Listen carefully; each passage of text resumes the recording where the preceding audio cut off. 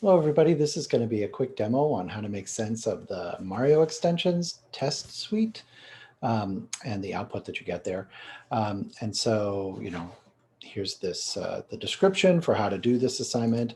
If you've cloned your repo, you'll open up the extension batch one project, and in here will be a package for each of the extensions. You'll see that there's the start of Mario where they create an args processor, ask you the size of the mountain you want and which pattern, 1, 2, 3, or 4. This is all, of course, the different patterns are detailed here, 1, 2, 3, and 4, of how you're supposed to draw them.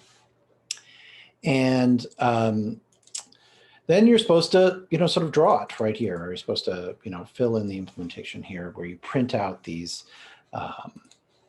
hash marks for each of the mountains. And so right alongside this Mario is the Mario test suite. And this just runs the Mario test, which you can, by the way, control or command on the Mac. You can mouse over something and tunnel into it, sort of see this Mario test, which is going to do this. It's going to run your program and then pull the output and try to parse out your mountain that you draw in the hash marks and try to make sure that everything's okay. It's going to run a bunch of different tests, try to produce the right output for each of these different runs that it's going to try. It's going to try like a mountain of size 1, 2, 4, 5, 9, and 42.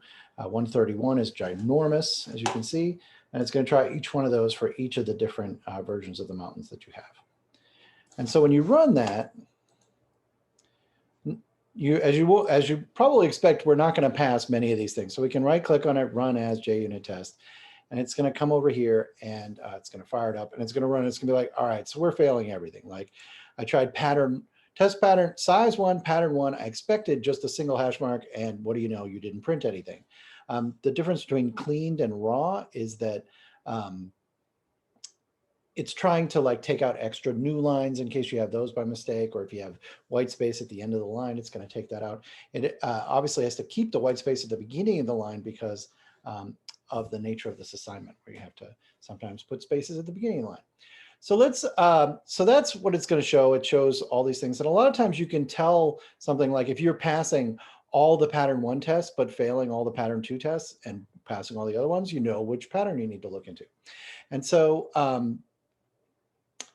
let's say we want to, let's say that we want to print something sort of normal. So let's say we just say, well, we just want to pass 1 test, right? This is not useful, I would say, but let's say we said sys out, what we're going to do is I'm just going to print out a bunch of these, right? And perhaps I shouldn't have even bothered to copy it from the other page, just because it's easier almost to just do it this way. Now, this is obviously not how you want to build this assignment. As you know, like you're going to want to have for loops and you're going to want to do things. If you hard code in these things, you're not going to get any credit for it anyways. And besides, doing it for 131 would be kind of ridiculous. And so let's run this. If you can see, when I run it normally, it's going to prompt me with the dialog box where like, how big do I want? Well, I'll say 4 and I'll say that's pattern 2, right? And I'm going to print this out. Like I'm not paying any attention to these variables that I have here, which obviously I need to do. If I rerun the test suite, right? You're going to notice that we're going to get a little bit different information. I passed this test, right? So it tried to send me size 4, pattern 2. What do you know? It worked. And so like, don't take these tests with a grain of salt, but it's, like we can see sort of the difference between when it's actually working. It's like, that was perfect.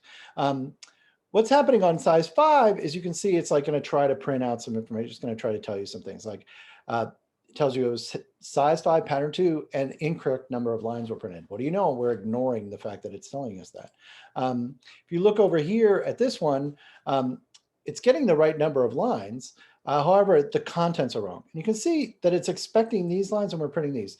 This is a bonus situation, is that just a bonus thing I wanted to point out is that sometimes it's tough to see over here because this is not what's called a fixed width font. In the failure trace over here, if you press this button, show stack trace in console view, you can see it over here in the console, which sort of makes it much clearer on what's going on. It's like, I expected these lines, I actually got these lines. And this is the uncleaned output if you had a bunch of extra spaces at the end or new lines, it would show you that. These are the two that I'm comparing against each other. And so again, this button right here is useful. If I come over here to this guy, and I'm like, hey, like I wanted this, it was that, you can press this little button here. And anytime it's sort of a fixed width problem where you're like trying to look at it and it looks a little off, right? Especially these where the spaces are at the front and it's like tougher to see, just click this button and hopefully it'll help. So with that, good luck on this assignment. Hopefully the test will help. As always, just because it passes the test doesn't mean that it's completely working. Obviously, check the rubric and talk to your TA for how to improve your assignment and to see if you're in compliance with everything. And good luck on this extension. We'll be here to help.